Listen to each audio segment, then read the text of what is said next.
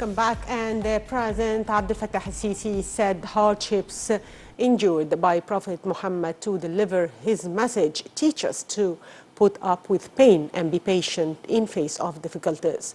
The president was speaking on Thursday during a celebration commemorating the birth of Prophet Muhammad, peace be upon him, that is organized by the Ministry of Endowments. Details in this report. كل سنة وانتم طيبين جميعا وأهلا وسهلا وسعيد أن نلتقي بكم النهاردة. كل سنة وانتم طيبين.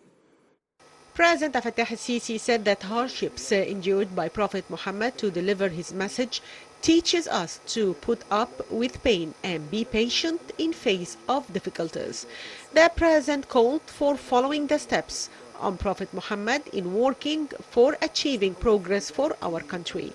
President expressed his confidence that God will crown efforts to achieve decent and safe life for Egyptians with success. The President affirmed that extremism and terrorism will not undermine the will of the Egyptian people to create a better future. The President was speaking on Thursday during a celebration commemorating the birth of Prophet Muhammad, peace be upon him, that is organized by the Ministry of Endowments. On this occasion, President Sisi honored a number of distinguished scholars from Egypt and other parts for the Islamic nation for their role in correcting the religious discourse.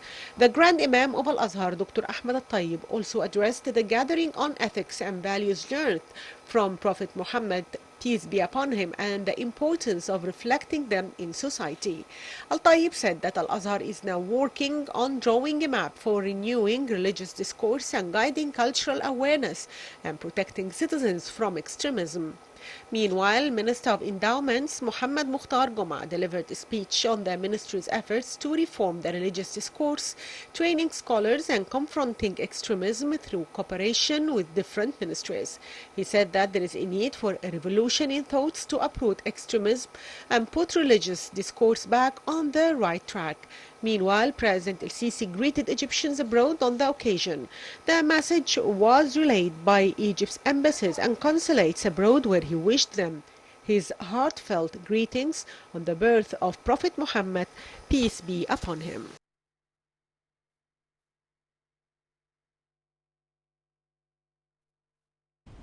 And for more details, the viewers on the occasion, we're joined over the phone by political analyst Hazem Hani. A very good day, sir.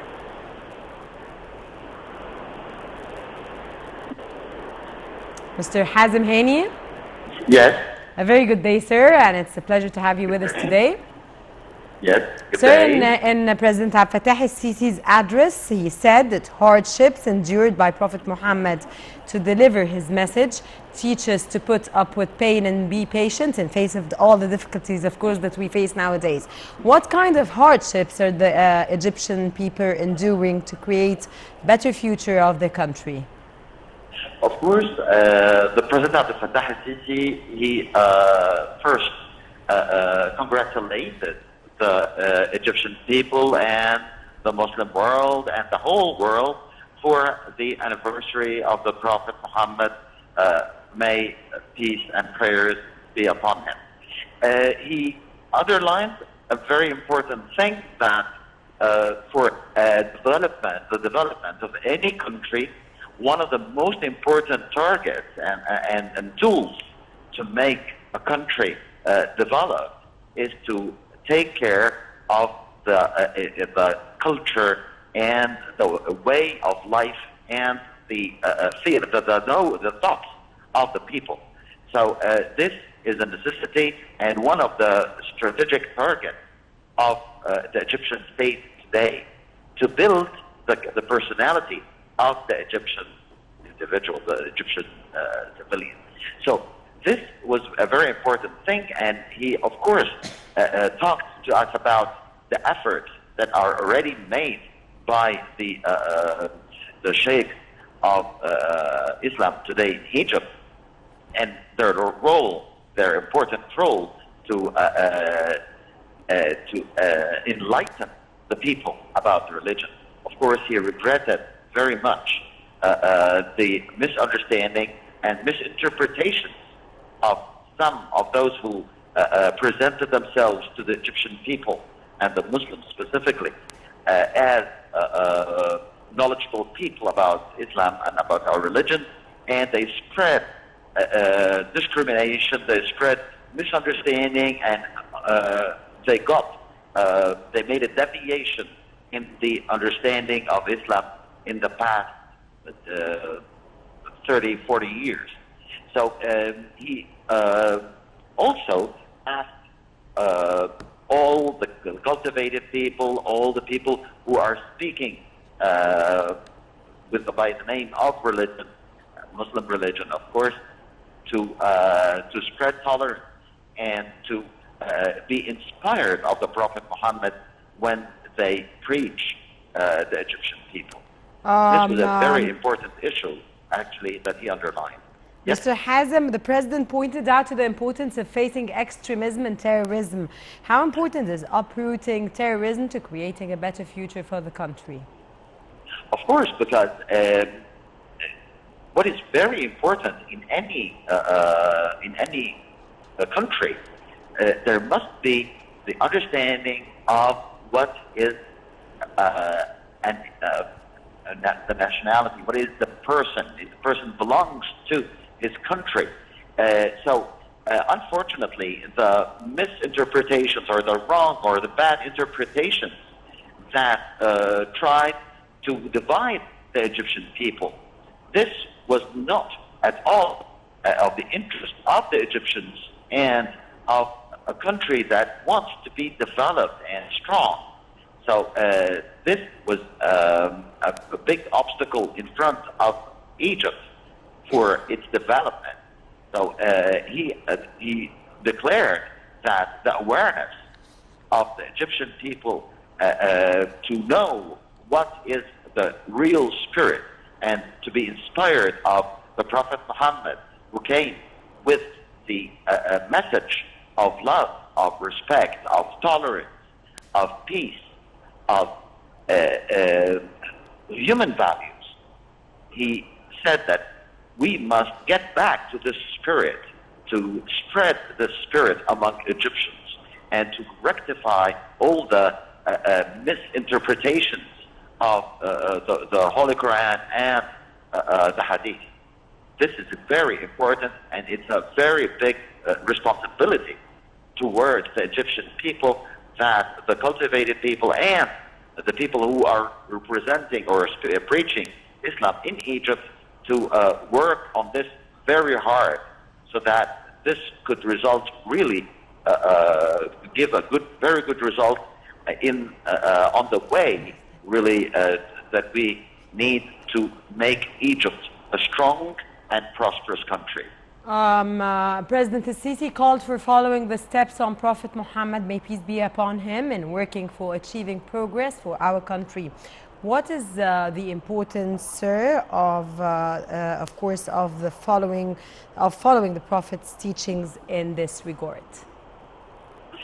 The importance is actually based principally on reading correctly his what he taught us through the Quran and the Hadith, and not to interpret the wrong way his words, the words of God in the Quran and the words of the Prophet Muhammad in Hadith. So unfortunately, in practically all the Muslim countries, we started to get these foundations made that the people in many Muslim countries, and Egypt suffered from this problem for years and years. So for the development, for the peace in our country and in our region, we must show the real spirit of Islam to the whole world, and to tell the people that Daesh and that the fanatism and terrorism is not really, or let's say it's against the spirit of Islam. Exactly, sir. Yeah, exactly. So this is the main important thing about this word, about the word of our president, while he was congratulating us for this important occasion, which is the anniversary of the Prophet Muhammad. Mr. Hazem Mahani, a political analyst, of course, we thank you so much, sir. And we, of course, wish all Egyptians and all Muslims all over the world a wonderful celebration, of course, marking the anniversary of the birth of Prophet Muhammad. May peace be upon him. And the Prime Minister, Dr. Mustafa Madbouli, stressed that the country supports plans to develop the Egyptian merchant fleet being an axis of economic development. At a meeting on means of developing merchant fleet to boost the foreign trade development movement, the Prime Minister said that Egypt is a key country that has an affecting regional role and that the existence of a strong fleet makes Egypt an important point on the path of global trade, being a gate that leads to African countries. He also stressed the importance of coordination between Ministry of Transport and business sector to have one vision to upgrade the fleet and companies in the field of marine transport. During the meeting, Madbouli reviewed a study on developing the Egyptian merchant fleet in the framework of Egypt's Vision 2030. Worth mentioning that Egypt's fleet now reaches 117 ships that have capacity of 901,000 tons.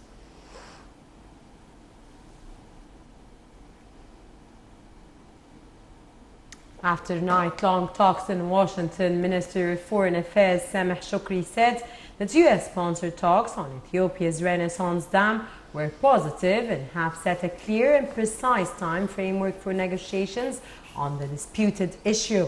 Shoukry said that the foreign ministers of Sudan and Ethiopia agreed to hold 4 emergency meetings by the irrigation ministers of the 3 countries with the participation of representatives from the U.S. and the World Bank. The top diplomats stressed that such meetings should finally lead to a consensus on the filling and the operation of the Renaissance Dam by January 2020. He went on to say that the 2 other meetings will also be held in Washington at an invitation from U.S. Treasury Secretary to evaluate the progress of the negotiations. Shoukry went on to say that President Abdel Fattah el-Sisi appreciated President Donald Trump's sponsorship of the negotiations as he had met the top diplomats of Egypt, Sudan and Ethiopia, reflecting the strategic relations that binds Egypt and the United States. Finally, the top diplomat said that Egypt was seeking a balanced agreement with Ethiopia that enabled Addis Ababa to achieve its goals from the Renaissance Dam without harming Egypt's quota from the Nile water.